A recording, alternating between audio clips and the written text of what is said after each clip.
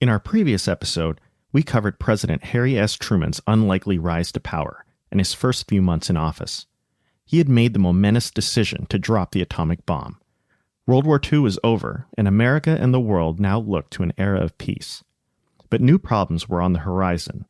The victorious Allies were now forging a new world order, but couldn't agree on what that order should look like. The world had suffered through 2 world wars and desperately feared a third one, especially now that the atomic genie was out of the bottle. How President Truman handled these challenges is the subject of this episode of This American President.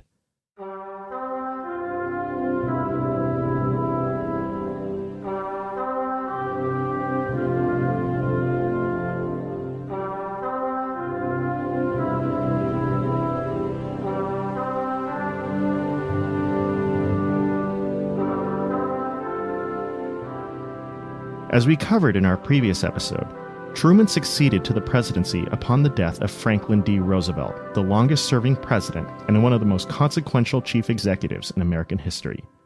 It was not easy to follow a president as popular as FDR, and Truman would spend much of his presidency trying to measure up. But for those who knew Truman and worked with him, there was something about him that people admired. In a previous episode about FDR, I noted that he was a bit devious. He was a true politician who often gave his staffers contradictory information and manipulated them. Roosevelt's Secretary of War Henry Stimson, who served as a cabinet member for 2 previous presidents, described him as, quote, the poorest administrator I've ever worked under. Not so with Truman. This Midwestern haberdasher was refreshingly straightforward, even with the media. Journalist Cable Phillips wrote, quote, he used the press occasionally as most presidents have done to test the wind, but he never tried to con them with flattery and devious favoritism. Harry Truman worked less to ingratiate himself with people, but succeeded better at it than any important public figure I've ever known. He did it, I think, because he was so utterly honest with and about himself. There was something people found endearing about the feisty Midwesterner. He also had these huge pair of bottle-capped glasses that magnified his eyes. White House usher J.B. West said, quote, I had the feeling he was looking at me, all around me, straight through me. Truman's advisors and his staff came to really love the man. They admired his integrity and the way he managed his administration. His later Secretary of State, Dean Acheson, wrote, quote, he was so fair. He didn't make different decisions with different people. He called everyone together. You were all heard, and you got the answer together. He was a square dealer all the way through. Acheson found that Truman was confident and secure in his own abilities, even while being surrounded by brilliant men, observing that, quote, he was not afraid of the competition of other ideas. But Acheson added that Truman was grounded and humble. Quote, free of the greatest vice in a leader, his ego never came between him and his job. And they loved his unpretentious manner. A Secret Service agent, Floyd Boring, wrote, quote, he never came on as being superior. He would talk to anyone. He could talk to the lowly peasant. He could also talk to the King of England. Agent Boring later recalled one of my favorite Harry Truman stories, which made clear his devotion to his wife, Bess. Now, Bess Truman hated the limelight and hated being First Lady, and Truman remained totally devoted to her. When Truman was in Berlin during the Potsdam Conference, he was in a car with a young military officer and Agent Boring. During the ride, the officer hinted to him that he could get him anything he wanted, including a harem of women. In response, Truman gave him the reprimand of a lifetime. He said, quote, listen, son, I married my sweetheart. She doesn't run around on me, and I don't run around on her. I want that understood. Don't ever mention that kind of stuff to me again. When Truman got out, he didn't bother saying goodbye to the young officer. In the few months after the Japanese surrender, the world remained euphoric from the end of the war. But many feared that a new conflict was on the horizon. The Soviets continued to ignore the Yalta agreements negotiated by FDR, Churchill, and Stalin earlier in 1945. The Soviets promised democratic elections in Eastern Europe, but they were reneging on that commitment. The Soviet Union was imposing communist puppet governments there and in other places like Azerbaijan. The Soviets believed that they were entitled to create a buffer zone in Eastern Europe, something they wanted to do after being invaded twice by Germany during the World Wars. But that buffer zone meant totalitarian rule over the populations in those countries. The Americans and the Soviets grew more and more suspicious of each other's intentions. At the same time, communist parties were rising in France and Italy. And in China, the most populous nation on the planet, the communists under Mao Zedong were gaining ground in the civil war against Chiang's nationalist government. Many Americans felt that communism was spreading across the world and feared that it was just as aggressive a totalitarian government as the Nazi regime was. In just a few weeks, in February and March of 1946, a series of events occurred that would solidify what would be known as the Cold War. On February 9th, Soviet leader Joseph Stalin delivered a speech in Moscow where he recapped what happened during World War II and how the victory over the Nazis supposedly was proof of the superiority of the communist system. It's interesting because I've read the speech, and he doesn't directly say much about the United States or the West or about boosting military production. But given the tensions of the time, it was interpreted as an aggressive speech. Stalin said that capitalism inevitably leads to war, which, he said, is what happened in World War II, and seemed to imply that a future war was also inevitable. Quote, "Perhaps catastrophic wars could be avoided if it were possible periodically to redistribute raw materials and market among the respective countries in conformity with their economic weight by means of concerted and peaceful decisions. But this is impossible under the present capitalist conditions of the world economic development." Stalin then called for a massive increase in steel, iron, coal, and oil production, saying, quote, "Only when we succeed in doing that can we be sure that our motherland will be insured against all contingencies." Americans were alarmed.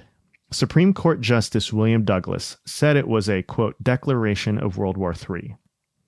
It's easy to think that this may have been an overreaction on the part of Americans, but you have to remember, they had the memory of arms races in the early 20th century when Europe, especially Britain and Germany, engaged in an endless competition to build stronger ships and other weapons of war. Arms races that ended turning into war. To them, arms races seemed to make a war inevitable. And then came disturbing news from the north, from Canada. A clerk named Igor Gouzenko, who worked in the Soviet embassy, defected and exposed a high-level spy ring which was passing nuclear secrets to the Soviet Union about the Manhattan Project, the project to build the atomic bomb. Eventually, 39 people were arrested and 18 were convicted. One of them was an actual member of the Canadian Parliament, a man named Fred Rose. I remember taking American history classes in college and learning about the paranoia that people felt during the Cold War, and I got the sense that my professors and classmates thought that it was silly for Americans to have been so concerned. And there were times when, in a country of hundreds of millions, that paranoia might have gone too far and have led to excesses. But I think it's easy to forget why Americans felt the fear of communism that they did. They had lived through the world wars where they had fought against authoritarian regimes and had a genuine and understandable concern that the Soviets were the next great enemy. They had the memory of Hitler in the 1930s, how he rose to power, and how Europeans tried to placate him by bargaining with him. They remembered that appeasement only invited further aggression. They remembered how isolationist America had been in the 1930s and how the world fell apart without their leadership. Many Americans felt that had they been more involved in the world, they might have prevented things from exploding into a global conflict. Far fewer lives would have been lost. And now that the Soviets were expanding aggressively into Europe, they wondered if they had to do something now, that if they didn't, they'd have to face a stronger Soviet Union later on. After all, the Soviets were the only true power left in Europe. And looming over all of this was the fact that the nuclear genie was out of the bottle. America had a monopoly on the bomb, as far as they knew, but there was a sense that, inevitably, other nations would soon attain nuclear capability. And just north, above the United States, Americans were learning that there were people living in Canada actively spying on the Manhattan Project on behalf of the Soviets.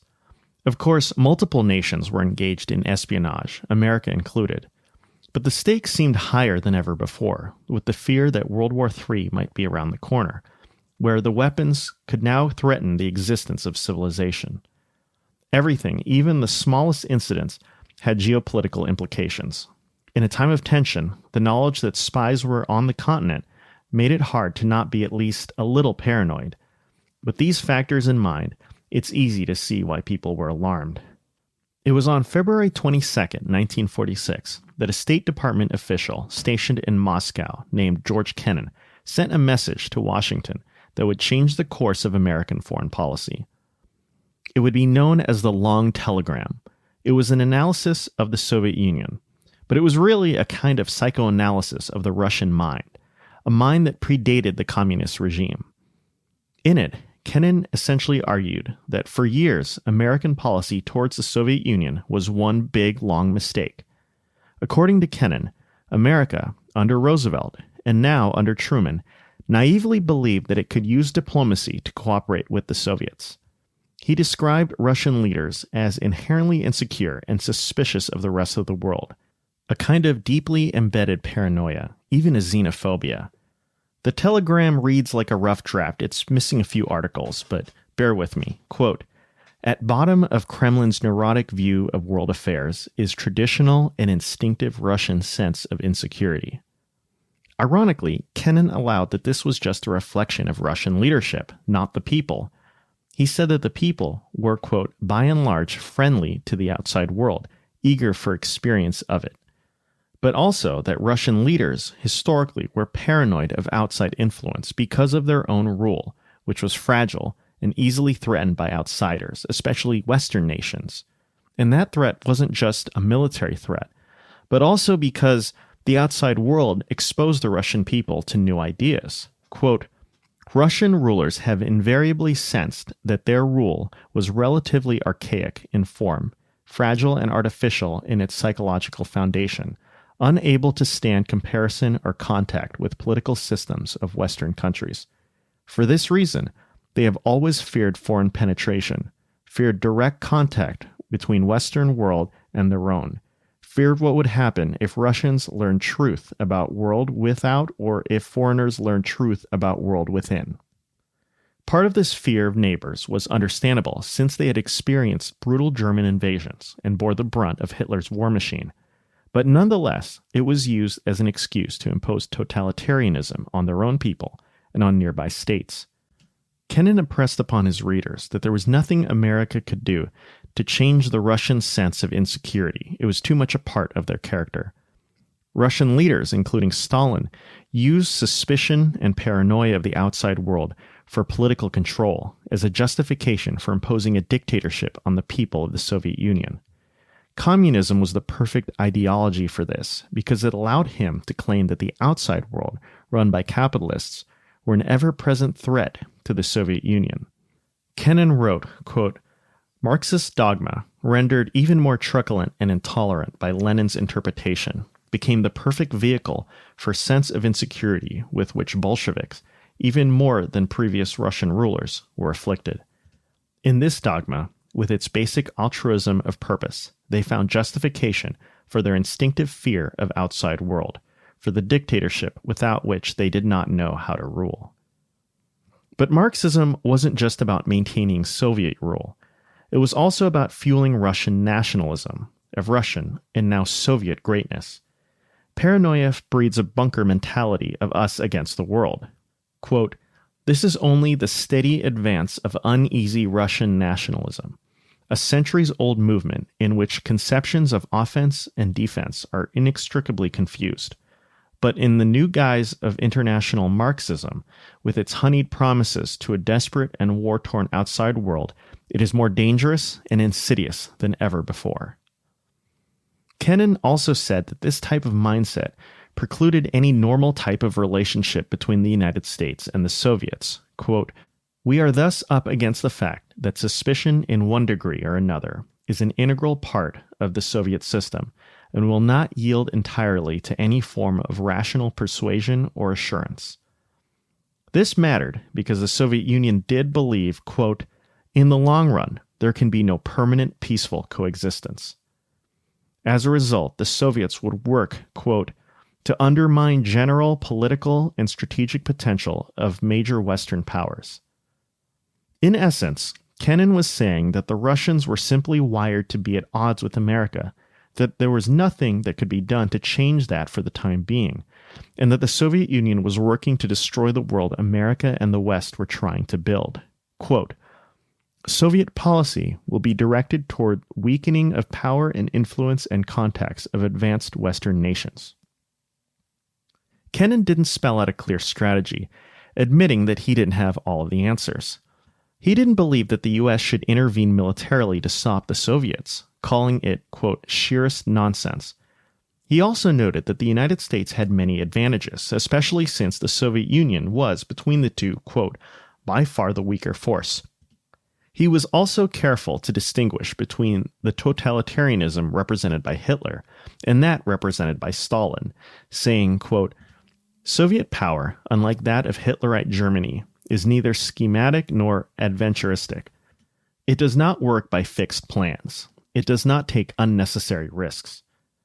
In other words, the Soviets weren't the same impulsive and immediate threat that the Nazis were. Still, Kennan was vaguely recommending a sort of patient, long-term strategy of strength. He said that the Soviets were, quote, highly sensitive to logic of force. If the adversary has sufficient force and makes clear his readiness to use it, he rarely has to do so.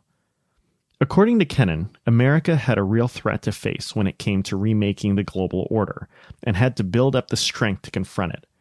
It was a subtle, more mysterious threat than Nazi Germany, one that we would have to dedicate resources to learn more about and to think carefully.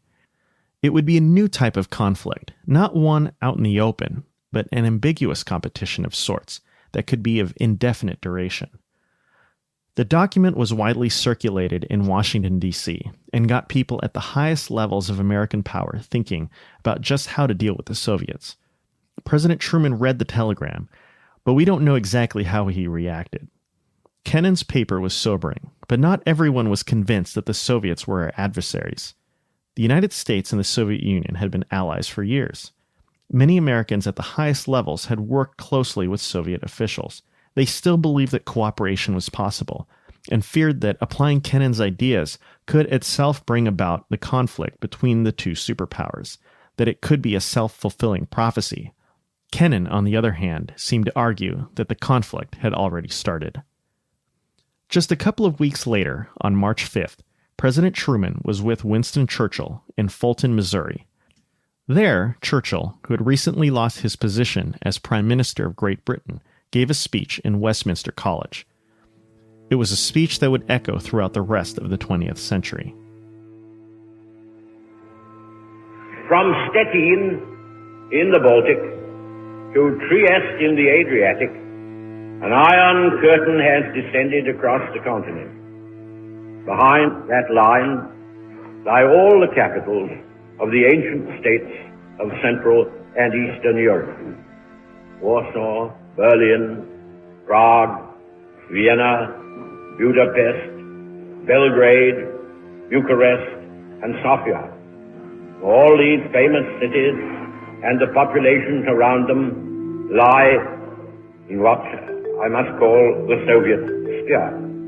And all are subject, in one form or another, not only to Soviet influence, but to a very high and in some cases increasing measure of control from Moscow. I do not believe that Soviet Russia desires war.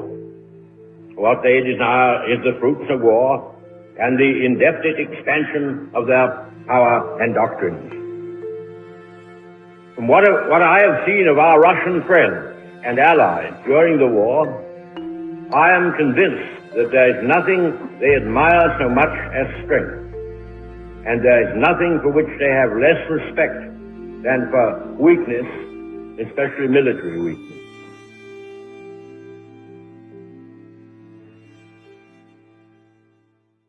George Kennan had called for facing the Soviets with strength. Now Winston Churchill, perhaps the most admired man in the world, was putting the weight of his prestige behind that argument. Those who feared Soviet expansionism were pleased by Churchill's speech. But others, especially those on the left, felt that Churchill's words were provocative, that they would inflame the situation and push the Soviets away from us. Journalist Walter Lippmann said that the speech was an, quote, almost catastrophic blunder. More ominously, Stalin said that it was a, quote, call to war.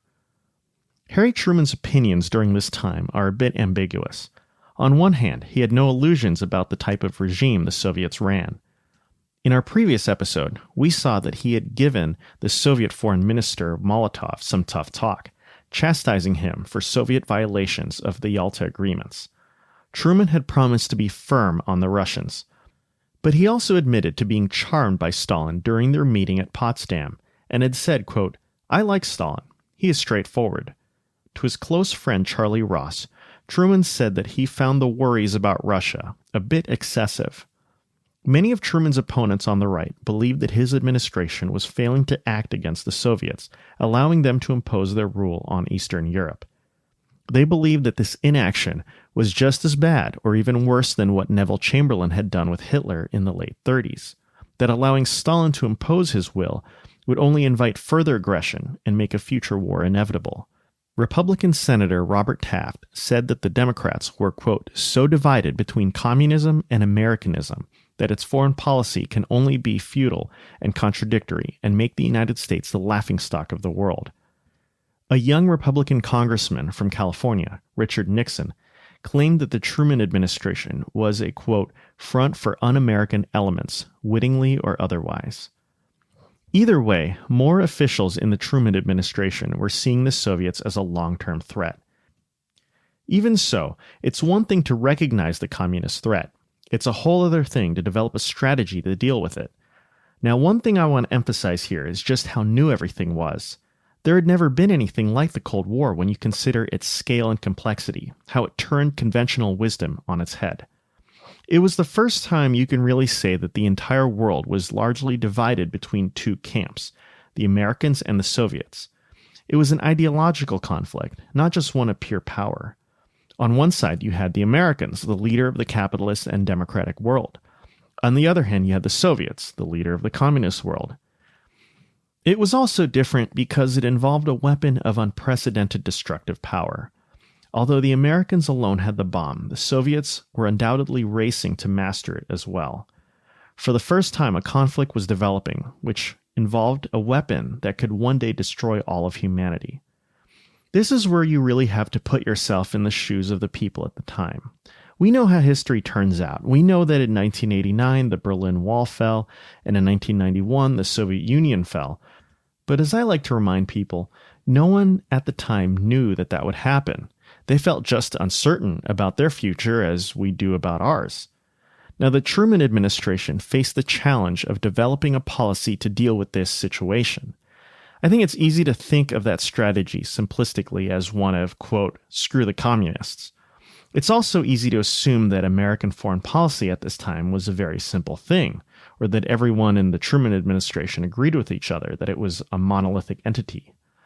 I remember in college reading history books that portrayed members of the Truman administration as one giant unit of people who saw the Soviet Union in simplistic or unsophisticated terms, just as some form of unmitigated evil, without any understanding of the nuances of communist ideology. But the evidence seems to show a much more complex response. The first question was, how does one even define success?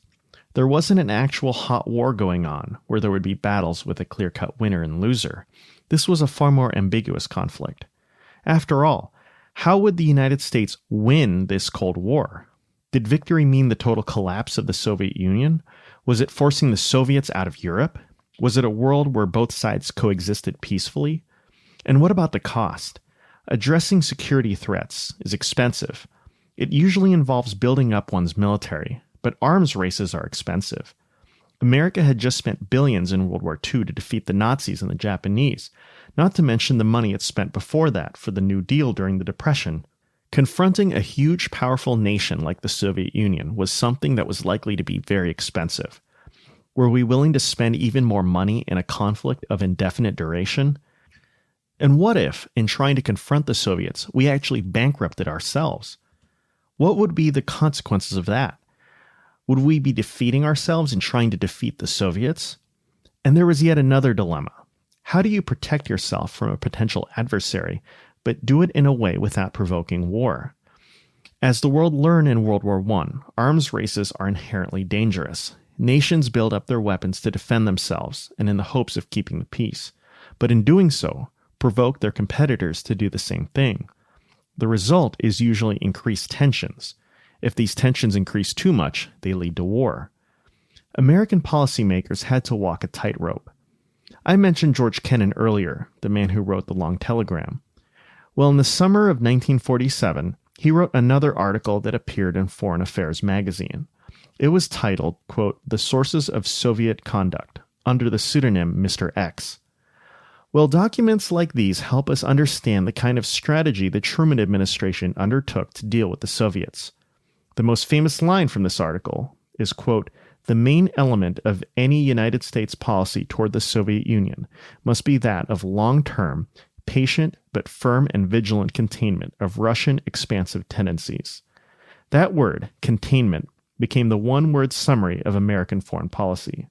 The idea was that the Soviets were intent on expanding their control and influence in the world, and this expansion would happen in two different ways: overt military means or covert means, such as those through espionage, or by developing economic and cultural influence over its neighbors. The United States would try to contain that expansion, to limit or halt it. U.S. policymakers considered different alternatives, but they believed that there was no quick fix. They even considered some sort of nuclear attack or military action against Moscow, but the former might require killing thousands or millions of people and would provoke anger and revulsion around the world. The latter would likely start another war anyways, a war that the American people didn't want. Some also believed that we should use our monopoly on the bomb to force the Russians to change, to blackmail them into changing their behavior by threatening to attack them with the atomic bomb. But the idea of America threatening to use nuclear weapons at all was just so unsavory. It also brought up the question, were we really willing to use the bomb to get our way? That alone could alienate our allies that could be critical in containing the Soviets. Policymakers in Washington felt that there was no chance to change things quickly. They felt that the Soviets were here to stay. Containing them would be a long-term effort. For containment to work, we needed to be patient. It might have to last years, maybe even several decades. It was a tall order to call a war-weary country to a long struggle with no clear picture of victory. But that's what would have to happen. But American strategists like Kennan faced the prospect of how to contain the Russians. Did that mean responding with force whenever the Russians tried to expand? And how do you establish credibility so that the Soviets took our threats seriously? That usually involves showing a willingness to use force. After all, didn't Churchill say that, quote, "There is nothing the Russians admire so much as strength, and there is nothing for which they have less respect than for weakness"? But again, the use of force was a dangerous thing. Responding militarily to the Soviets could mean war, and that reality was something that no one really wanted. Having fought through World War II, no one was looking forward to fighting another war among superpowers. One thing I think is interesting is just how concerned American planners at the time were worried about the cost of containment. As I said earlier, arms races and wars were expensive. It cost billions of dollars to try to counter the other side's move, and this tit-for-tat arms race could spiral out of control. There was this fear that the very effort to stop the Soviets would bankrupt America. If that happened, we would be defeating ourselves. What if that was part of the Soviets' plan? What if they were trying to force us into bankrupting ourselves? So the Cold War became this paradoxical race, not just to outdo the other side in capability, but to do so in a way that didn't cause one's own treasury to collapse. But how do you do that given the simple fact that building up military strength costs money? The Truman administration feared that trying to match the Soviets might be self-defeating, and that was related to the question of where to contain communism. The communists, according to historian John Lewis Gaddis, expanded its influence by installing friendly governments, mainly in Eastern Europe, and by promoting communist political parties in various countries throughout the world. The communist forces in China were gaining the upper hand against the Western-supported nationalist government. As the communists expanded in Europe and was gaining ground in China, the question became, where should the United States concentrate its efforts to contain the Red Menace? Some suggested what was called a perimeter defense, basically to create an entire perimeter around the communist world. The idea was that wherever the Soviets expanded, the United States should intervene somehow to stop it, to contain it. But there were obvious drawbacks. First, trying to defend a massive global perimeter was a very expensive project. Second, it would essentially give the Soviets the initiative. They would be able to dictate where the confrontations would happen. And if it could do that, it could choose areas that would play to their strengths.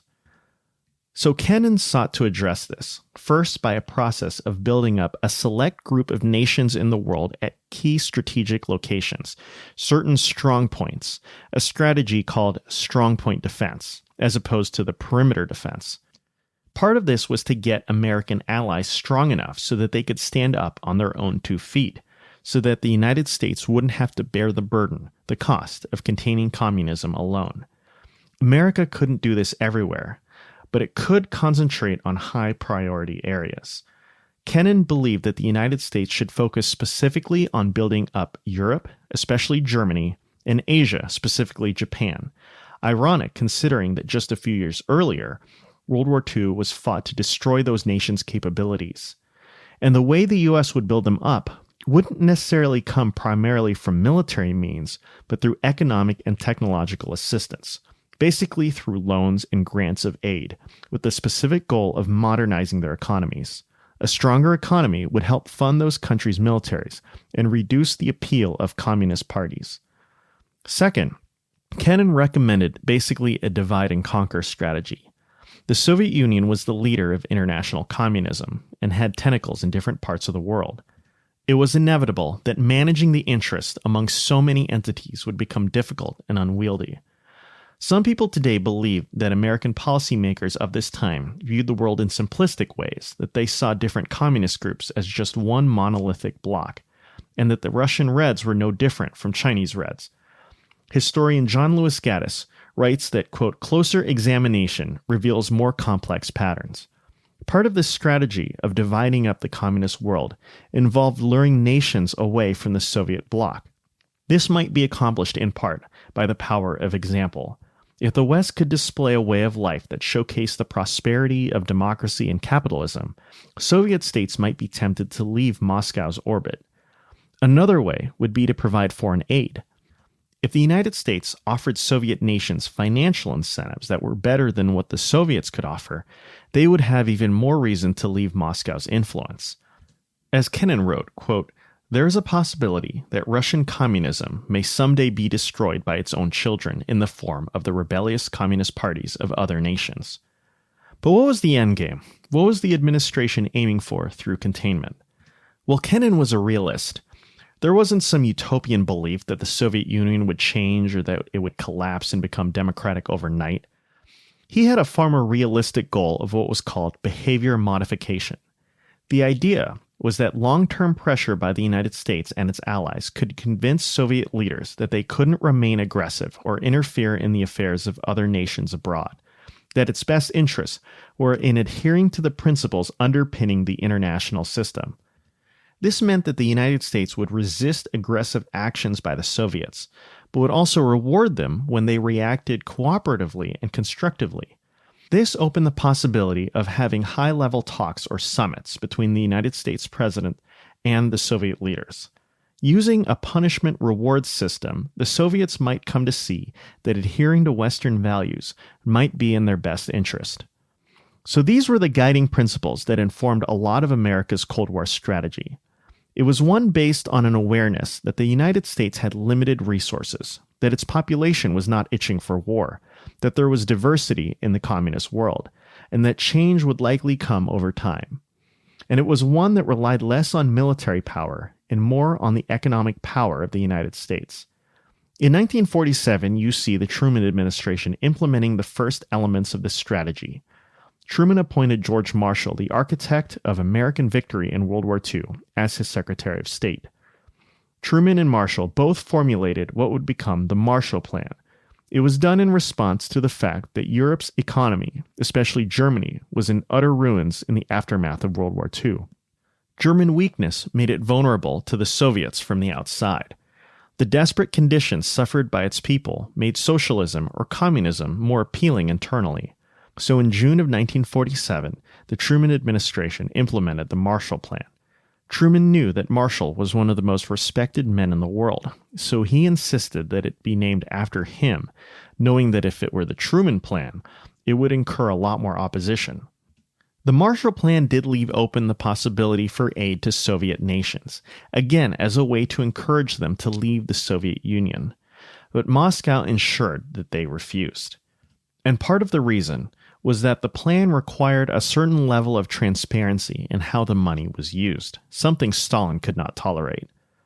The United States ended up providing about $17 billion to 17 countries, which in today's numbers is about $187 billion, an investment in the strength of its allies, something that would contribute to America's own security. For those who believed that this would be expensive, Truman asked, quote, "Which is better for the country, to spend $20 or $30 billion over the next 4 years to keep the peace, or to do so as we did in 1920, and then have to spend $100 billion for 4 years to fight a war?" In March 1947, an unexpected opportunity came up to implement the strongpoint defense concept at very specific locations. At the beginning of the year, Great Britain announced that it would be leaving Greece and Turkey. It had been supporting both nations against communist takeovers. The Greeks were fighting a civil war against communists, and the Turks were facing pressure from Stalin to allow the Soviets naval access to the Turkish Straits. The Truman administration feared that Britain's departure could mean expansion of Soviet military influence into Europe, one of Kennan's strong points. So with the help of his close advisor, Dean Acheson, Truman developed a plan to aid the two nations. On March 12, 1947, the president went to Congress and requested $400 million for Greece and Turkey. But more importantly, Truman made a declaration that would come to define his presidency. The United States has received from the Greek government an urgent appeal for financial and economic assistance. Greece must have assistance if it is to become a self-supporting and self-respecting democracy. The very existence of the Greek state is today threatened by the terrorist activities of several thousand armed men led by communists. The British government, which has been helping Greece, can give no further financial or economic aid after March 31st. The British government has informed us that, owing to its own difficulties, it can no longer extend financial or economic aid to Turkey. As in the case of Greece, if Turkey is to have the assistance it needs, the United States must supply it. We are the only country able to provide that help. We shall not realize our objectives, however, unless we are willing to help free peoples to maintain their free institutions and their national integrity against aggressive movements that seek to impose upon them totalitarian regimes.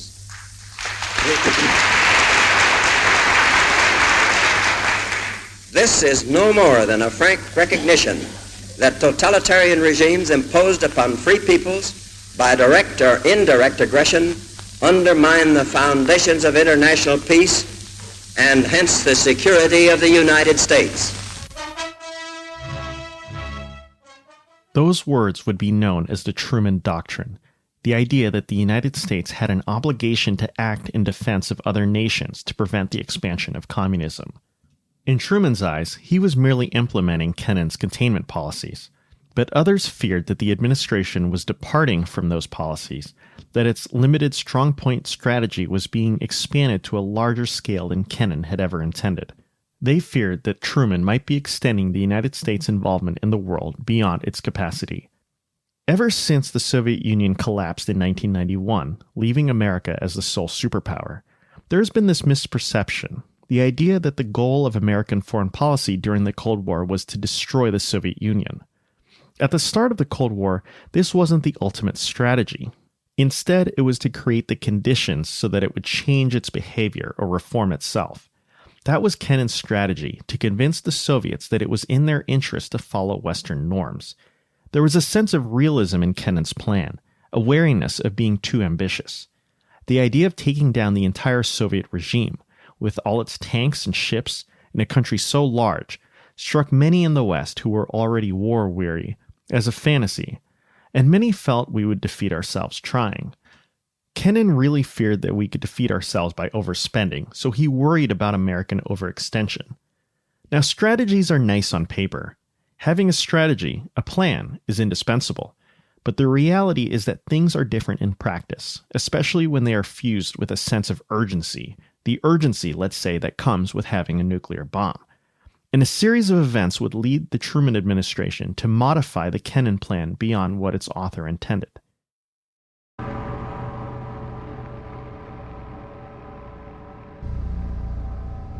In June of 1948, Joseph Stalin decided to test Western resolve. He ordered that all traffic in and out of Berlin be blockaded. That meant all rail and highway traffic, anything that came in and out.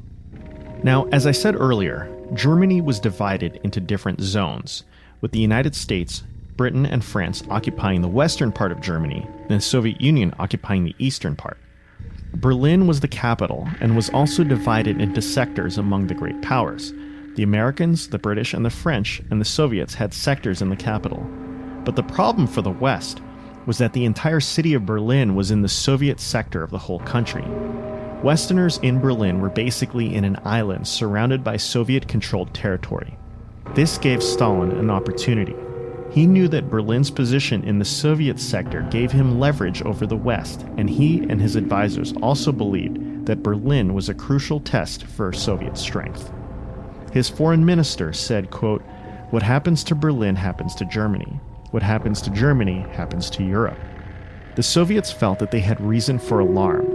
The residents of Berlin had recently elected city officials who were anti-communists. Also, the West began to combine their occupation zones and created the beginnings of a West German government, one aligned with the Western powers. The Soviets believed that these were hostile actions designed to create a pro-American Trojan horse in the middle of the communist bloc.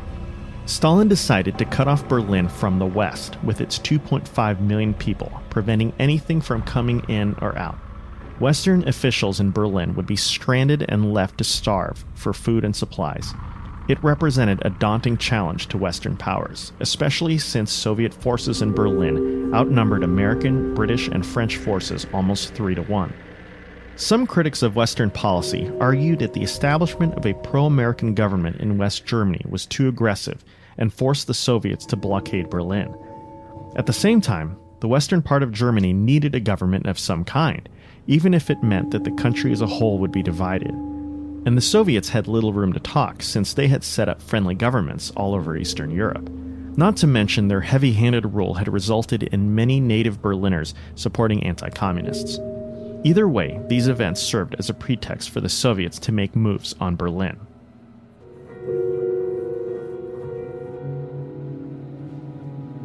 This immediately put Truman in a bind. What do you do in this situation? If he backed down and pulled American forces out, or left them there without aid, America would appear weak, so weak that it couldn't protect itself and its allies.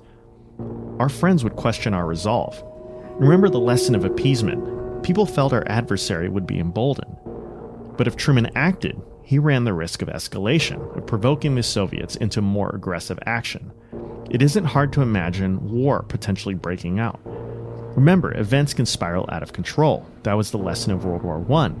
Rational decisions can lead to unintended consequences, and potentially total disaster. But Truman didn't flinch, and he countered the Soviets with a combination of both resolve and creativity. Truman rejected any ideas of a pullout, saying, quote, "We stay in Berlin, period." Just 4 days later, after the blockade began, Truman ordered a full-scale airlift operation to supply Berliners with food, water, and supplies. It was a risky move because it tempted the Soviets to shoot the planes down. If that happened, fighting may ensue. And it was also happening during the stress of a presidential election year, where Truman was running for his own term, and where the political stakes were high. But Truman was willing to dare Stalin. Soon, American aircraft were flying in thousands of tons of food and supplies every day. After about a year, by the spring of 1949, 277,000 flights delivered 2.3 million tons of food.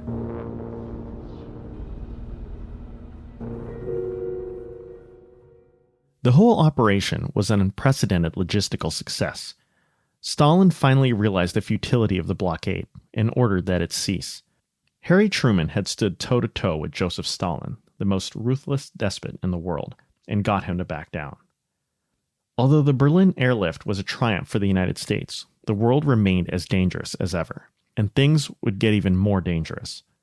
In 1948, Harry Truman had won a presidential term in his own right. It was one of the greatest upsets in American history. One of those supporting Harry Truman was an actor in Hollywood, Ronald Reagan, who also happened to be the head of the Screen Actors Guild. Reagan was an avowed FDR New Deal Democrat, having voted for him 4 times, and also supported President Truman, appearing with him at a campaign event and recording an ad supporting him. Ronald Reagan would eventually abandon the Democratic Party, believing it was failing to respond to Soviet communism. In Truman's inaugural address in January 20th, 1949, he portrayed the Cold War in terms of an epic confrontation between 2 ideologies, 2 ways of life. In the pursuit of these aims, the United States and other like-minded nations find themselves directly opposed by a regime with contrary aims and a totally different concept of life. That regime adheres to a false philosophy which purports to offer freedom, security, and greater opportunity to mankind. Misled by that philosophy, many peoples have sacrificed their liberties, only to learn to their sorrow that deceit and mockery, poverty and tyranny are their reward. That false philosophy is communism. Communism is based on the belief that man is so weak and inadequate that he is unable to govern himself and therefore requires the rule of strong masters. Democracy is based on the conviction that man has the moral and intellectual capacity as well as the inalienable right to govern himself with reason and justice.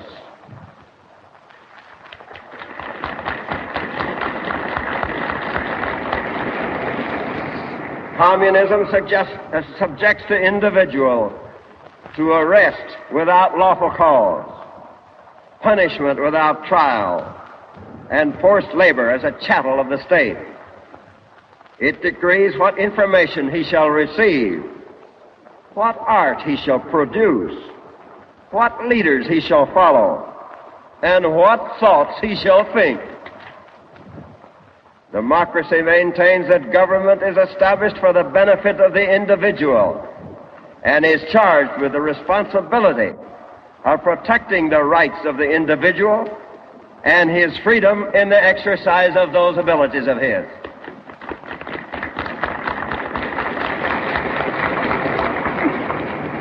Communism maintains that social wrongs can be corrected only by violence. Democracy has proved that social justice can be achieved through peaceful change. Communism holds that the world is so widely divided into opposing classes that war is inevitable.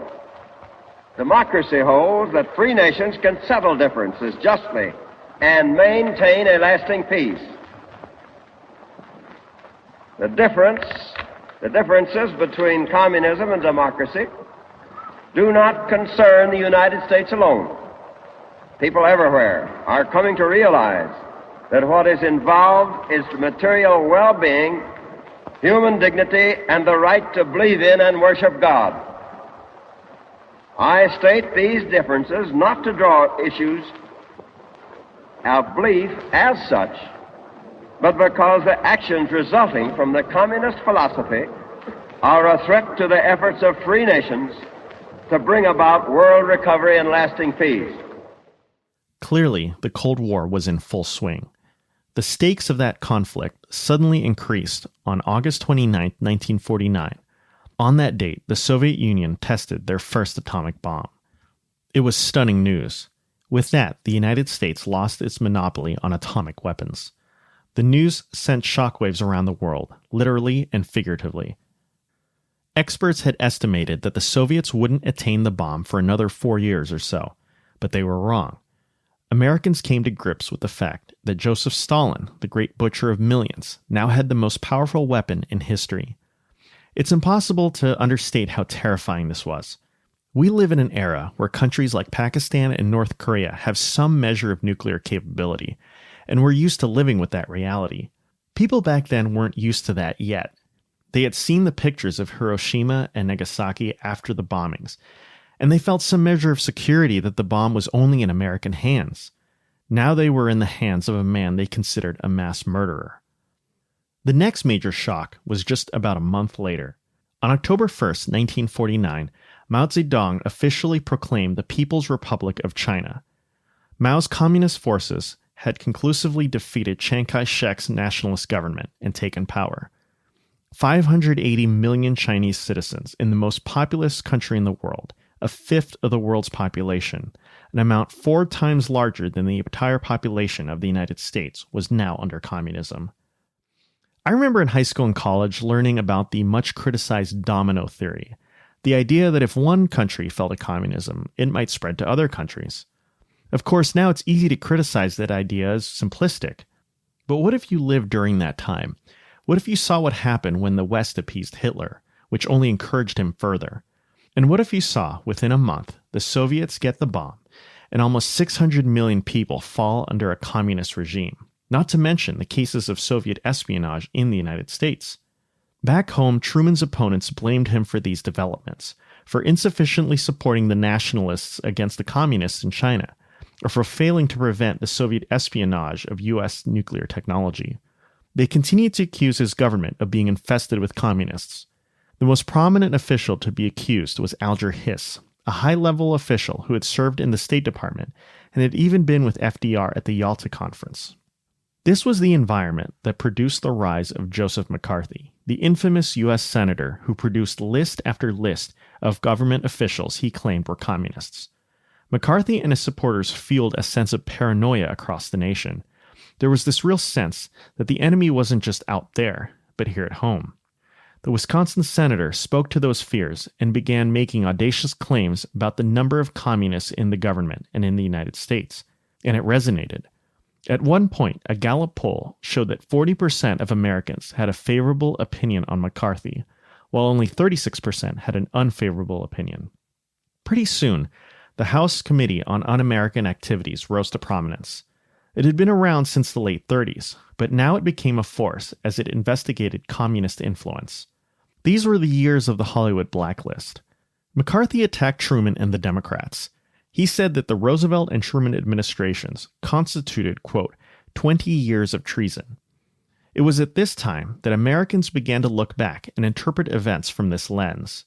They now saw Yalta as a massive giveaway to the Soviets, as the moment when FDR betrayed millions behind the Iron Curtain. Truman dismissed McCarthy as a crank, saying he was, quote, the best asset the Kremlin has. But McCarthy had widespread support. Many shared his fear of communism. But more and more people began to question his tactics. Perhaps his biggest mistake was going after America's most respected figure, George Marshall. Marshall had spent some time in China, where he tried to bring together the warring factions. When it fell to communism, McCarthy accused Marshall of being responsible. He accused him of being involved in a, quote, conspiracy so immense and so infamous, so black as to dwarf any previous venture in the history of man. It was probably the dumbest thing McCarthy could have done. No one could credibly criticize a man of Marshall's stature. More and more Americans came to see McCarthy's tactics as excessive, as pure demagoguery, regardless of how real the communist threat was. As the national debate raged on, the events of 1949 caused the Truman administration to shift to a far more aggressive posture than that recommended by George Kennan. By then, the United States had initiated a massive series of bureaucratic reforms. This was the era when the National Security Council, the Department of Defense, the CIA, the Joint Chiefs of Staff, and the Air Force were all formally created, the major components of the modern national security state. We live in a world where we take it for granted that we have a permanent military and intelligence establishment, but this was the first time these institutions were created on a permanent basis, especially in a time where there wasn't a hot war going on. These were massive changes to the American landscape, and they started under President Truman. These institutional changes extended internationally as well. In 1949, Truman's new Secretary of State, the brilliant Dean Acheson, negotiated the establishment of the North Atlantic Treaty Organization, America's first peacetime military alliance ever. 12 countries signed up: America, Canada, and many Western European nations. To Kennan, these actions constituted a possible overextension of America's capability and could be interpreted as aggression by the Soviet Union. But in President Truman's eyes, they were necessary to securing Western civilization. By this time, Harry Truman was no stranger to hard decisions, and he had one sitting on his desk. It was on whether or not the United States should initiate development of the hydrogen bomb. It was codenamed the Super in top-secret meetings. Harry Truman will always be known as the president who dropped the bomb on Hiroshima. But in many ways, the debate over whether to build a hydrogen bomb was even more heated and more controversial at the highest levels of government. Now, I'm no physicist. I do know that the H-bomb is based on fusion, as opposed to the A-bomb, which uses fission. I also know that the hydrogen bomb represented an exponential leap in destructive capability. Whereas atomic bomb explosions were measured in kilotons, or thousands of pounds of TNT, hydrogen bombs were measured in megatons, or millions of tons. If one felt that the atomic bomb gave us the potential to wipe out civilization, the H-bomb all but confirmed it. To many, the H-bomb was a leap closer to the end of civilization. It's no coincidence that this debate raged on soon after the Russians surprised the world by detonating its own atomic bomb.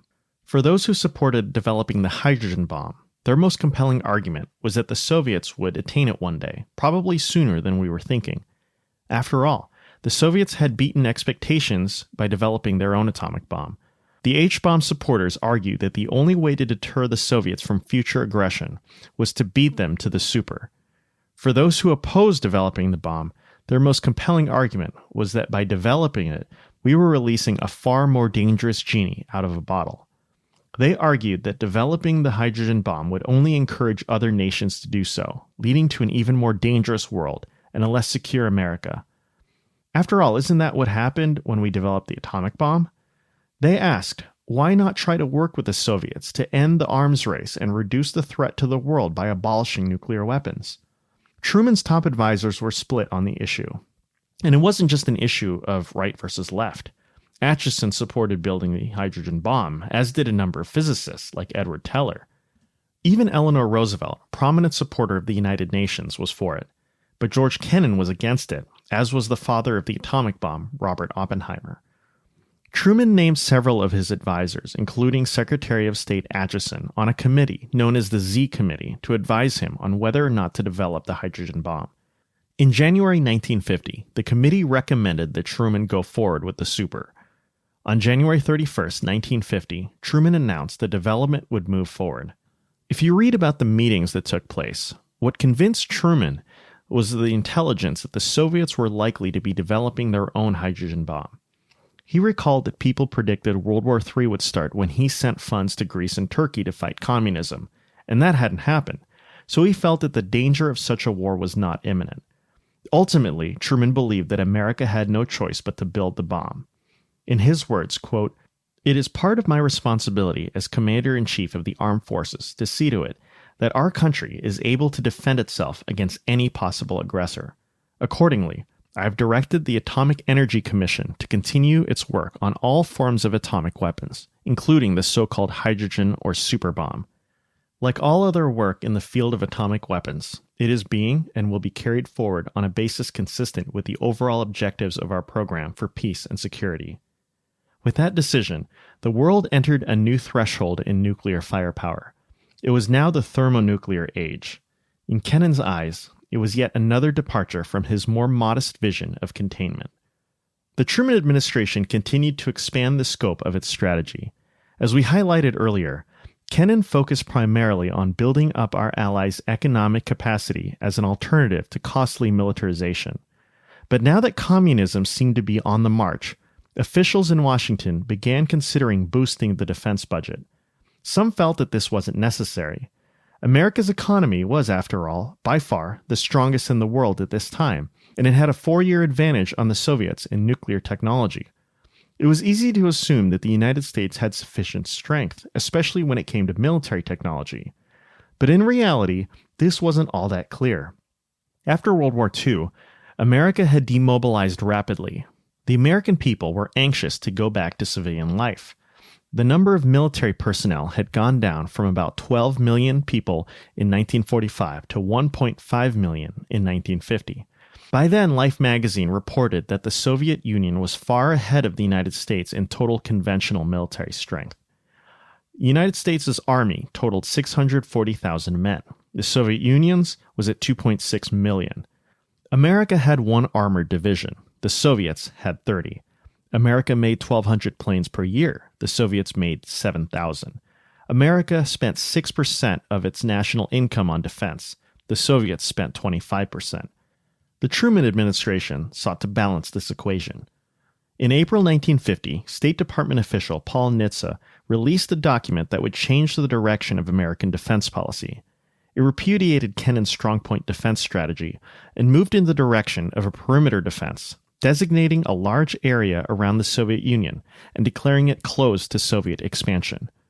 This would be achieved by increasing America's military strength to deter and potentially defeat Soviet forces. It called for a truly unprecedented increase in the defense budget. Truman had been spending around $13 billion for defense per year. Nitze's document, also known as NSC 68, would increase that to about $40 or $50 billion, a tripling or quadrupling of the defense budget. That money would go not only into nuclear weapons, but building up America's conventional forces as well, closing the numerical gap between U.S. and Soviet military capabilities. NSC 68 called for speeding up American technological innovation. It also called for increased taxes on the American people to fund the effort.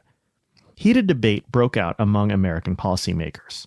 Again, for people like Kennan, this was exactly what he feared, the overextension and potential bankrupting of the United States. Did we really want to militarize the entire effort and pile taxes on the American people? They felt that shifting from strongpoint to perimeter defense was a fool's errand, for the reasons I mentioned earlier. Some feared that militarization could remake American society from a free, peaceful one into an aggressive police state. For others, especially those on the left, it was a needless escalation of the Cold War, perhaps making war inevitable. Initially, Truman had agreed with Kennan's fears that the U.S. might spend itself to death. So instead of implementing NSC 68, he decided to keep it on the shelf for now. He didn't want to make a rash decision, but events would conspire to change his opinion. On June 24, 1950, Harry Truman was in his hometown, Independence, Missouri, on a short vacation. That night, he received a call from Secretary of State Acheson, who notified him that North Korea had invaded South Korea. Truman's heart sank. According to his daughter, Margaret, Truman, quote, feared that this was the opening of World War III. He left to fly back to Washington. Korea had been part of Japan from 1910 to 1945. When the war ended, the country was split in half at the 38th parallel. The northern half was occupied by the Soviets, and the southern by the Americans. The Soviets installed a communist government under Kim Il-sung, while the Americans installed an anti-communist government under Syngman Rhee. Both leaders created dictatorships and hoped to unify the entire peninsula under their system. The U.S. had left South Korea, but the Soviets continued to support Kim's government. The communist invasion of South Korea was the first hot war of the nuclear age. American credibility seemed to be on the line. People around the world began to ask, would Washington allow communist aggression to stand? Again, the ghost of appeasement before World War II hovered over the West. Truman later wrote, quote, I remembered how each time that the democracies failed to act, it encouraged the aggressors to keep going ahead. If this was allowed to go unchallenged, it would mean a third world war, just as similar incidents had brought on the Second World War. Some blamed Secretary of State Acheson. In a speech earlier that year, Acheson described a perimeter defense in Asia that the U.S. would hold and not allow to be breached. He had neglected to mention Korea and Taiwan as part of that perimeter.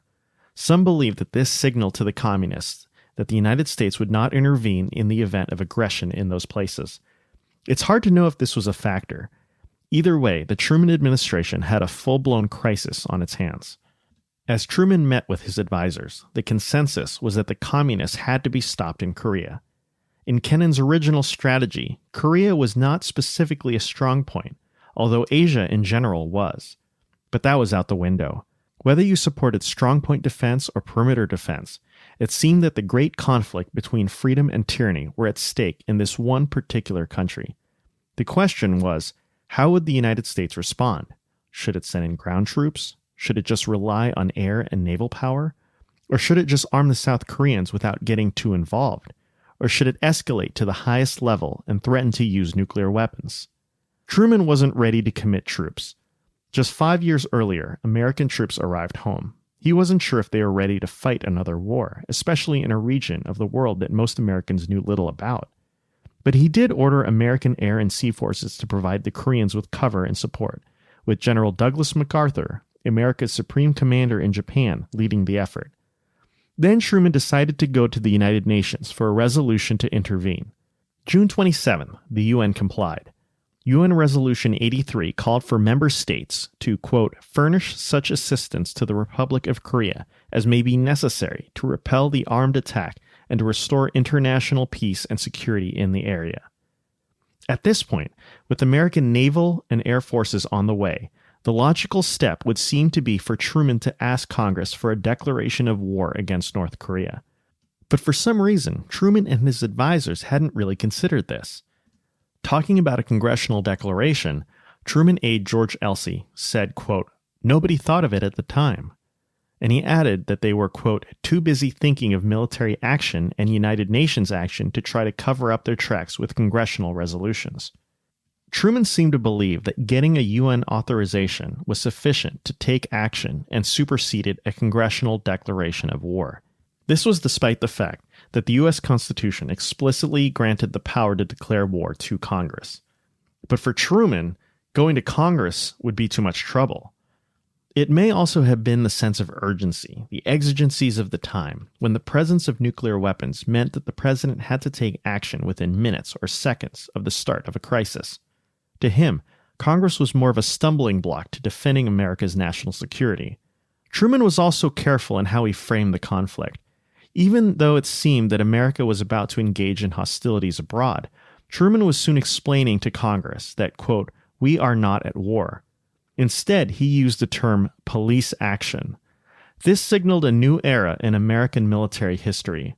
The United States military was engaging in hostilities abroad as part of an international coalition. Hostilities, but was not technically in a war. Although Truman at first hoped to avoid the introduction of ground troops, that changed very quickly. MacArthur was now convinced that air and naval power wouldn't be enough to repel the North Koreans. On June 30th, he requested 2 divisions of combat forces. For a moment, Truman agonized over the decision. He knew what this meant.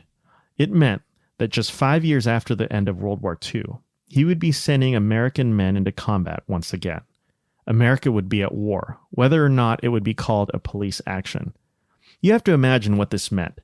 The country was war-weary, and now their president was asking them to bear the burden of another conflict, this time in a place where they weren't directly attacked, where it wasn't clear that America had a direct stake. Most Americans had had very little knowledge of Korea or knew any Koreans. Now they were being asked to go to war again, for their sons to fight and die there. In one letter, an American citizen wrote to Truman, quote, in heaven's name, what are you doing? The blood hasn't dried from World War II. Truman later said that approving MacArthur's request was the hardest decision of his presidency. Pretty amazing considering that he decided to drop the bomb in Japan, to develop the hydrogen bomb, and to confront Stalin in Berlin. But he did approve the request. Korea is a small country, thousands of miles away. But what is happening there is important to every American. On Sunday, June 25th, Communist forces attacked the Republic of Korea. Free nations must be on their guard, more than ever before, against this kind of sneak attack. We are united in detesting communist slavery. We know that the cost of freedom is high, but we are determined to preserve our freedom no matter what the cost. The seriousness of the situation unified the country. Democrats and Republicans in general closed ranks behind Truman.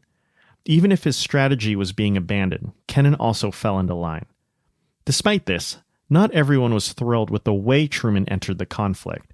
Senator Taft criticized Truman's refusal to ask for a declaration of war, saying the president had, quote, no legal authority for what he has done. Subsequent presidents have followed Truman's example. Lyndon Johnson did not request a declaration of war when he intervened in Vietnam, nor did both Bushes in their respective invasions of Iraq. To some, this is a reality of the Cold War, where international crises in the nuclear age cannot wait for the slow deliberation of Congress. To others, this is a presidential usurpation of Congress's constitutional powers. That debate continues to this day. I'm not going to get too much into the specifics of the war, except for a few points. The first few months were devastating for the American-led UN forces and the South Koreans. It was a hot, humid summer. Americans were unfamiliar with the climate and the terrain. They were literally stuck in the mud, drenched by the monsoons. They were also outnumbered. The North Koreans were 90,000 strong, while the South Koreans had 25,000 men, and the Americans had 10,000. MacArthur was forced into a massive retreat and began desperately requesting for a massive increase of troops. Truman and his advisors faced an agonizing choice. Here they were, in charge of the most powerful nation on Earth. They had the atomic bomb at their disposal. Korea was just a relatively small peninsula. They had defeated the Nazis and the Japanese just a few years earlier. Surely the North Koreans wouldn't be a problem. But America's rapid demobilization after World War II had left the military unprepared. There was a reason why NSC 68 requested a tripling of the defense budget. Demobilization had decimated America's defense. By July 1950, Truman had decided to implement NSC 68. The defense budget would increase dramatically.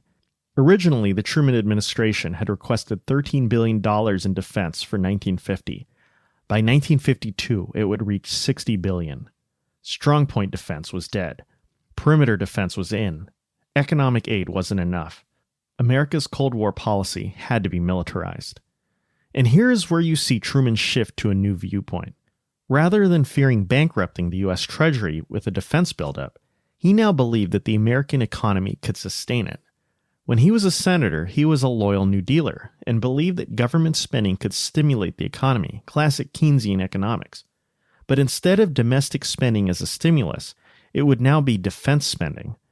Many had argued that the economic growth in World War II was proof of this theory, since it had resulted in full employment and GDP growth for the country. In addition, Truman believed that spending to prevent Soviet expansion now would be less expensive than fighting a war with the Soviets after they expanded, when it was in a stronger position.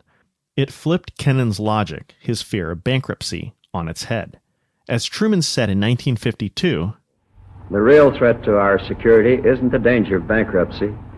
It is the danger of communist aggression. If communism is allowed to absorb the free nations one by one, then we would be isolated from our sources of supply and detached from our friends. Then we would have to take defense measures that might really bankrupt our economy and change our way of life so that we couldn't recognize it as American any longer. That's the very thing we're trying to keep from happening." Meanwhile, America had a war in its hands in Korea, even if it didn't want to call it a war. And many felt, now that we were in a war in Korea, that we should go all out for victory. At the same time, the U.S. had the atomic bomb. Many asked, if we wanted to win, why not use it? If we relied on conventional forces alone, we would end up losing more American lives. Today, some people might recoil in horror at this thought, but it's a hard thought to avoid. Now that we were in war and were sending our finest overseas once again, many asked, why not use every weapon in our arsenal? There were obvious complications. The Soviets had the bomb as well, and the Korean conflict wasn't just about Korea or even the United States. The North Koreans were propped up by the Soviets. Stalin had actually signed off on their invasion. They were using Soviet-built tanks. If the U.S. used nuclear weapons against them, would that cause the Soviets to respond in kind? Would they be tempted to support their ally the way that we were supporting South Korea? Could all this quickly escalate into a conflict between the United States and the Soviet Union? Might it lead to World War III and a nuclear exchange? This was a fear even if we didn't use the bomb. Would a massive conventional invasion of North Korea trigger a Soviet response? Would the Soviets still come to the aid of the Koreans? And then there were the Chinese and its brand new communist regime under Mao Zedong. They shared a border with North Korea. Would they feel threatened by an American invasion right at their border? Would they join in with their fellow communists in Moscow in response? It quickly became clear that the conflict in Korea had broader geopolitical implications. Now that America and the Soviets had the bomb, every decision was somehow related to that broader context. Could a conflict in a random region of the world lead to a world war? Now, there were a lot of steps between a military action that involves conventional forces and a nuclear war. Some may argue that this was oversimplifying the situation, that you just can't use the specter of World War III in every decision you make as commander-in-chief to justify whatever you want, including going to war without congressional authorization. This was a fair point, but I also think it's important to know that many of these policymakers had lived through World War I, which began by the assassination of one person, and it spread to a global war. There was a fear that one small spark could spiral out of control, and in those situations, it's not a shock to see people fearful of consequences and grasping at ways to control events before they got worse. The North Korean forces had momentum on their side. They pushed MacArthur and his men all the way down to the southernmost part of the Korean peninsula, in the city of Busan. It was desperation time. It was in this situation that MacArthur hatched a daring plan to break out of Busan by leading an amphibious landing in Incheon behind enemy lines. Incheon was risky. It had high tides and a seawall. In fact, MacArthur even said that the odds of success were 5,000 to 1. But he went for it. On September 15, 1949, MacArthur began his invasion. He landed on Incheon, completely surprising the North Koreans. Within a couple of days, Incheon fell to UN forces. In less than 2 weeks, Seoul fell. By October, all of South Korea was liberated. It was one of the most brilliant and heroic turnarounds in military history.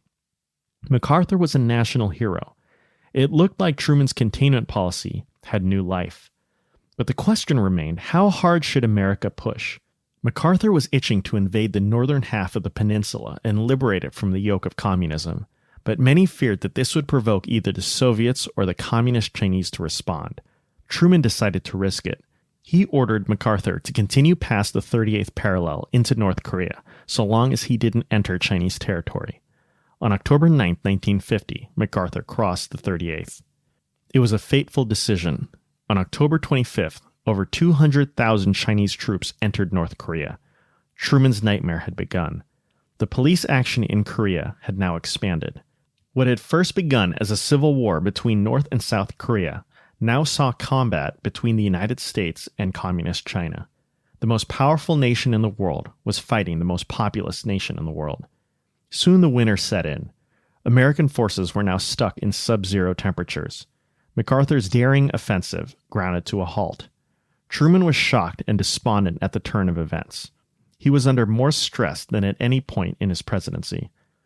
One aide described his state in the following terms, quote, "His mouth drew tight, his cheeks flushed.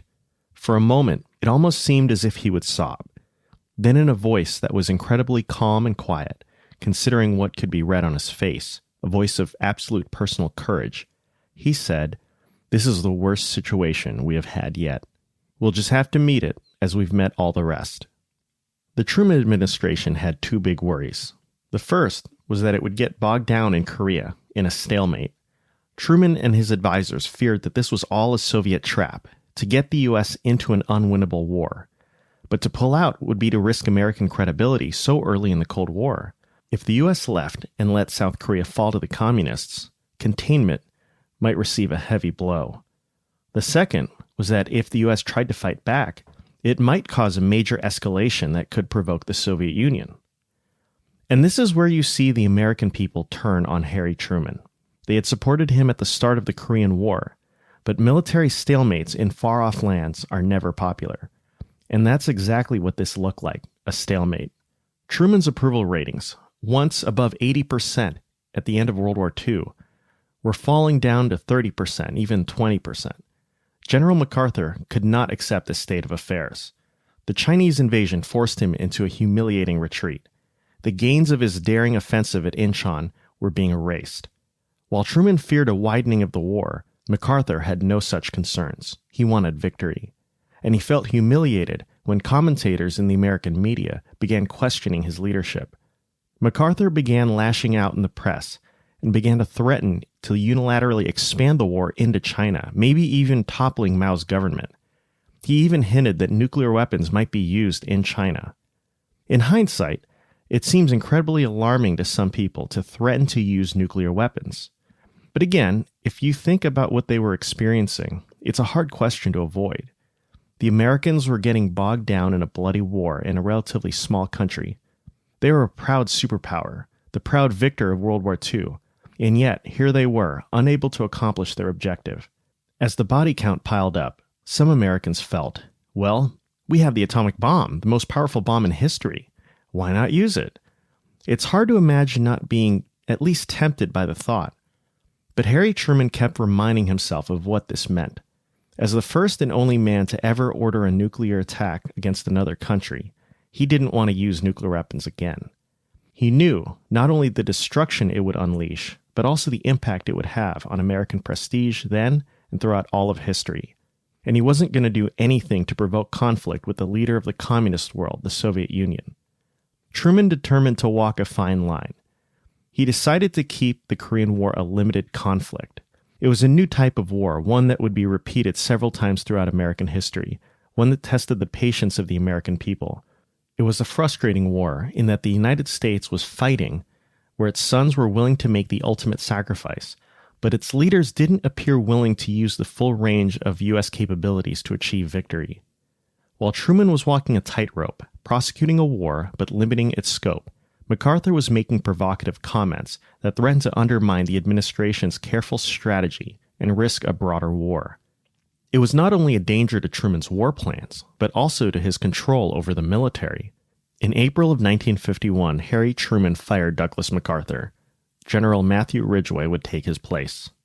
What would suit the ambitions of the Kremlin better than for our military forces to be committed to a full-scale war with Red China? It may well be that in spite of our best efforts, the communists may spread the war. But it would be wrong, tragically wrong, for us to take the initiative in extending the war. I've thought long and hard about this question of extending the war in Asia. I've discussed it many times with the ablest military advisors in the country. I believe with all my heart that the course we are following is the best course. A number of events have made it evident that General MacArthur did not agree with that policy. I have therefore considered it essential to relieve General MacArthur so that there would be no doubt or confusion as to the real purpose and aim of our policy. It was with the deepest personal regret that I found myself compelled to take this action. General MacArthur is one of our greatest military commanders, but the cause of world peace is much more important than any individual. Truman paid a price for the firing. For many, MacArthur was the only hope the U.S. had in winning the war. President Truman seemed to be content with a bloody stalemate. His popularity was down to 26%, to this day one of the lowest in American history. General Ridgway managed to salvage the war effort, but the stalemate resumed and the fighting continued. By the end of 1951, 13,000 American soldiers had died, along with 80,000 total American casualties. Although he had initiated peace talks with the North Koreans, those talks had broken down. Polls were indicating that more and more Americans felt that intervening in Korea had been a mistake. Truman, however, continued to believe that he had made the right choice to intervene and to keep the conflict limited. For him, it was a thankless task to stop the communist advance in Asia, and the war's limited nature was due to the unique circumstances of the new Cold War era. In his typical feisty way, Truman said, quote, "I wonder how far Moses would have gone if he had taken a poll in Egypt. What would Jesus Christ have preached if he had taken a poll in Israel? It isn't polls or public opinion of the moment that counts. It's right and wrong." By this time, Truman's domestic policies had long stalled. He had hoped his administration would be the continuation and fulfillment of the New Deal. He called it the Fair Deal, and he had proposed it back in 1949. It would include a number of progressive pieces of legislation like universal health care. But by then, With Truman's popularity in the dumps, he no longer had the political capital to push his proposals through Congress. It was so ironic. Under Truman, the power of the presidency had reached its zenith now that America was a world power and had the atomic bomb in its inventory. But domestically, it seemed that Truman was powerless. With his approval ratings in the dumps, Harry Truman decided not to stand for re-election in 1952. That year, Dwight D. Eisenhower, hero of World War II, ran as a Republican and defeated the Democratic candidate Adlai Stevenson. Eisenhower ran largely against Truman's policies in Korea and promised that he would negotiate a peace to end the war. He ended up winning a landslide in the fall of 1952. He took 39 out of 48 states. Although Truman's second term ended in a military stalemate, the country as a whole was prospering. First, the economy was growing in record numbers in the aftermath of World War II. Unemployment had been virtually eliminated. 11 million jobs had been gained in 7 years, and 8 million veterans were now in college. But for Truman, his biggest legacy had been creating the institutions needed to continue the effort against the communists. This included a newly organized Defense Department, Central Intelligence Agency, and the Air Force. It also included international institutions like NATO. Truman's actions, including the Marshall Plan, aid to Greece and Turkey, and the Berlin airlift, demonstrated American resolve. The resolve Americans needed to sustain its effort to contain communism for decades. And although the Korean War was unpopular, it did at least liberate the southern half of the peninsula, preventing it from falling to the Kim dynasty. In doing so, Truman helped save generations of Koreans from decades of suffering. And whatever one can say about his policies, he succeeded in standing up to the Soviets without going to nuclear war. History put Truman in the White House at the end of one era and at the beginning of another. The defense institutions he signed into law are still with us today. This most common of men, this accidental president, ended up becoming the architect of a new American age. 5 days before Harry Truman's presidency ended, he went before the American people to deliver his farewell address. Truman knew that his legacy would largely be defined by his decisions relating to the Cold War, that confronting Soviet communism would require a long-term effort that would outlast his time in the White House. I suppose that history will remember my term in office as the years when the Cold War began to overshadow our lives.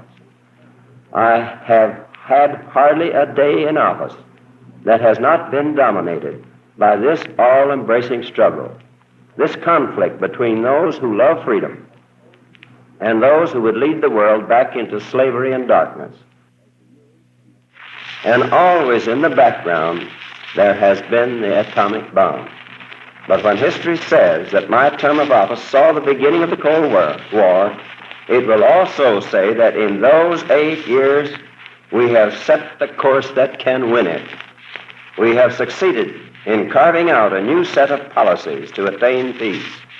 Positive policies, policies of world leadership, policies that express faith in other free people.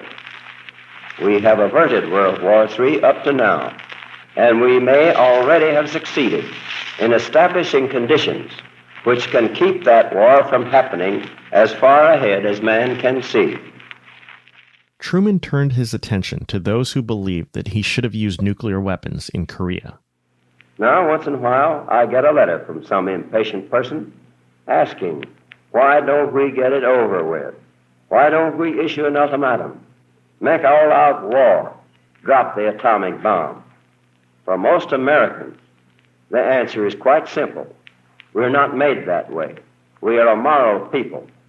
Peace is our goal, with justice and freedom. We cannot, of our own free will, violate the very principles that we are striving to defend. The whole purpose of what we are doing is to prevent World War III. Starting a war is no way to make peace.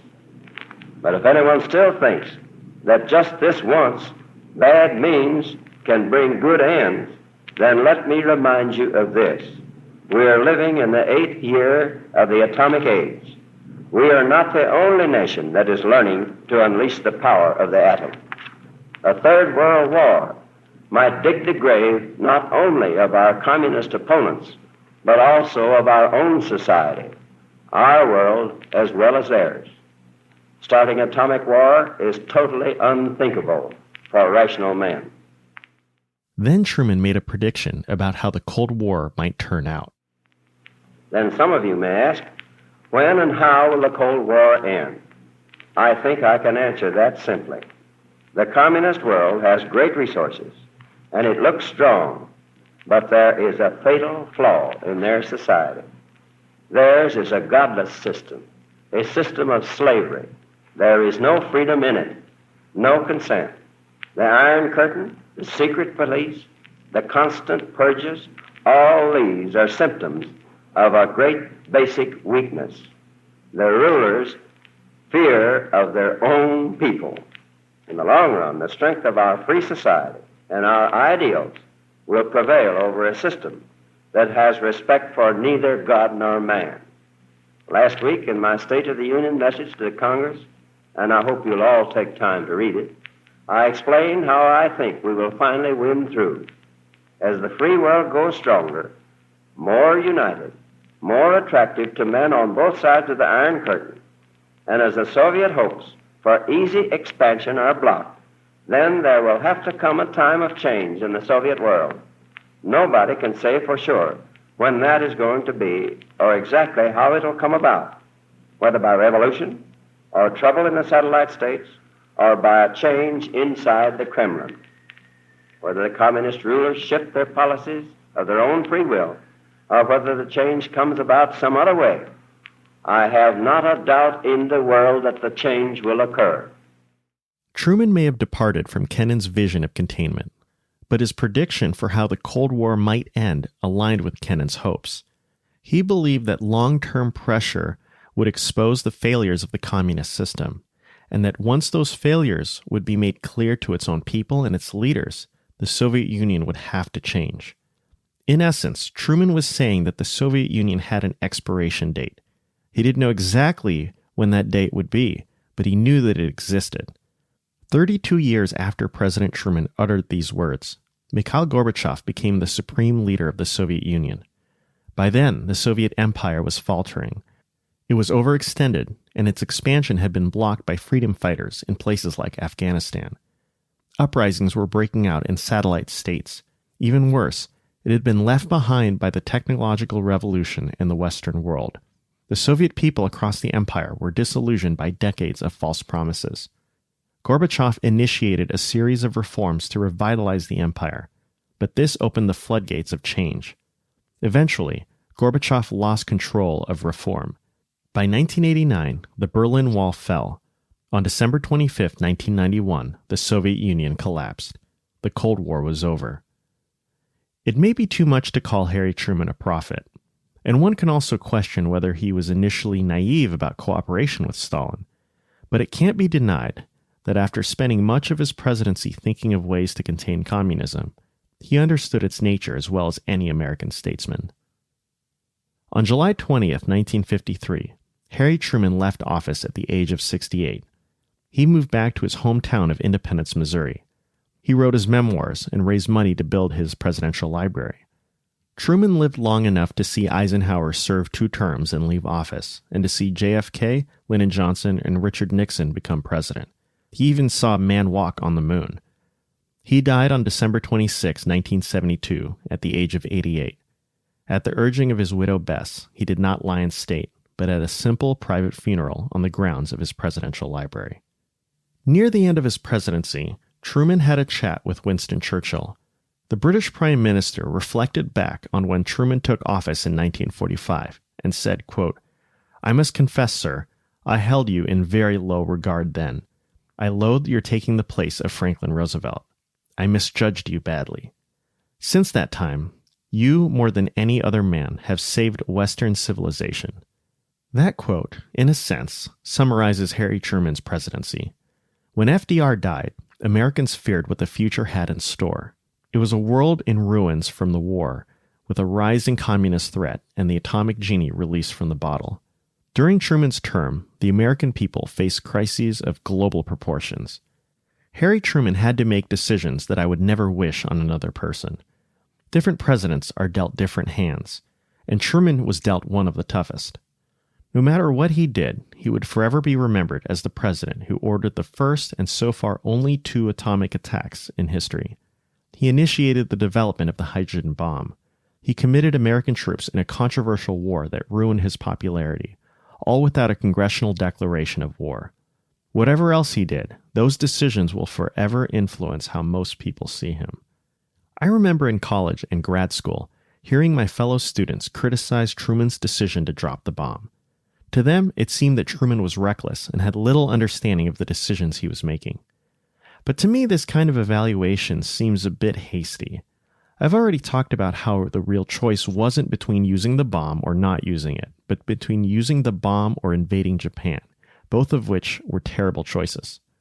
But the evidence also seems to indicate that Truman and his men, his advisors, did know the significance of what they were doing. They did know that the atomic age represented something new and dangerous in world history. I also remember my grandfather. While I was growing up, he would sometimes talk about Truman, and he didn't really like him very much. He was from China. He's passed away since. But he had a lifelong hatred of the communist Chinese government, and he faulted Truman for firing MacArthur and not allowing him to liberate North Korea and invade Japan. In his eyes, the last chance to topple the communist regime was lost under Truman. From Truman's perspective, he had limited MacArthur's mission for fear of provoking a world war. He feared that the Soviet Union, newly armed with nuclear technology, would respond, or full-blown war would erupt with China. For Truman, limiting the war meant preventing a third world war. But in doing so, he was essentially sacrificing millions in North Korea to the yoke of communism. These were the agonizing dilemmas Truman had to face. There is a fair debate about the wisdom of these policies. I've heard many say that America should have gone all out to win the Korean War, and others who say we shouldn't have been in Korea in the first place. Others criticize how Truman waged the war. They cite the fact that he committed troops to a war without actually declaring a war. They say that this action paved the way for future interventions that ended up being quagmires, like in Vietnam and Afghanistan, and they strengthen executive power to make war, a power that the Constitution granted to Congress. There may be validity to this argument, depending on where you sit. If there's one thing that I can say, it's that these decisions seem easier to make when you don't have the specter of World War III hanging over your head, or aren't trying to prevent the advance of a totalitarian state, or trying to secure freedom for millions of people. All of this ties into another criticism, one that Kennan expressed. The idea that Truman expanded America's containment policy beyond what was feasible, that he took the original strategy based on managing costs, on picking and choosing your battles, and expanded it to the point of American overextension, militarizing the nation's foreign policy. His successor, President Eisenhower, would seek to reduce the costs and warned against overextension and ultimately the military-industrial complex. Again, there may be validity to these arguments depending on what you believe. But whatever the means were, Truman, I believe, was sincere in his determination to defend the free world against the communist world, all without provoking a direct conflict between the superpowers. It was a fine line to walk, but he did it as well as anyone could expect from a man with little preparation for the job. It's often said that Truman represented the common man. One critic even said that he was a common man's common man. Definitely not a compliment. He seemed to many to be unremarkable. He was far from perfect. He had a quick temper and was prone to salty language. When he left office, he was one of the least popular presidents in history. But in a recent C-SPAN survey of historians, Truman was ranked the 6th greatest president of all time. Although his decisions still provoke controversy, historians have come to respect Truman's sense of history, his integrity, his determination, and his willingness to make difficult decisions. Historians realize that, though common he was, he had the gift of something that was often lacking in politics: common sense. I've mentioned how much Truman's advisors admired him. These were brilliant men, and they were serving a man who had no college education, who once had been a farmer and a hat salesman. But they knew what he was made of. They knew that he was a leader. Truman had earned their respect. I also mentioned Truman's love for his wife, Bess. Yes, Truman was feisty, with a sharp tongue, but he also had a strong moral compass that could never be shaken. One story illustrates his character. When the 1948 presidential election was approaching, Truman was expected to run for his own term as president, which he eventually ended up doing. But before the campaign, he actually offered the top spot on the ticket to General Eisenhower, who was enormously popular, telling him that he'd be happy to run as his vice president. Ike was rather taken aback by this and swore off any political ambitions. But it illustrated who Harry Truman was. He was still the man he was when he left Missouri, practical, homespun, and unawed by power. It's hard to imagine any president willing to subordinate himself as Truman was willing to do. It's sometimes easy to look at Truman as a historical accident. In some ways, he was. It's a bit unsettling to remember that his elevation to the presidency during such a critical time was not the product of a well-thought-out process, but more due to political convenience. He was the first president of the nuclear age, the first U.S. chief executive to unambiguously be the most powerful man in the world, who could alter the destiny of mankind with a single order. At the same time, he is likely the last president of his kind. It's hard to imagine another president, one without a college degree, not really looking to seek the office, someone who looks less like a statesman and more like your next-door neighbor. Someone like him it's hard to see rising to the White House anytime soon. Then again, human events have a way of surprising us, even today. Regardless, Americans now seem grateful that such a decisive leader rose during such a decisive time. Harry Truman's story is the American story, a former haberdasher who became president and made decisions that still echo throughout history. It proves, once again, that the unlikeliest and least esteemed of men can rise to the heights of power and leave a profound imprint on the world.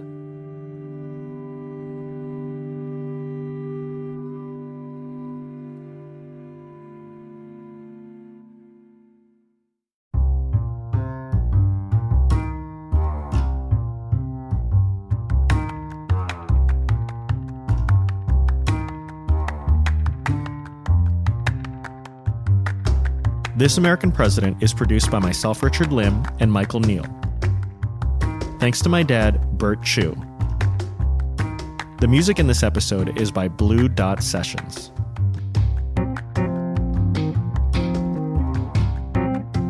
If you like what you've been hearing, you can also help us by sharing an episode on Twitter or Facebook. I'm Richard Lim. We're back next time with more This American President.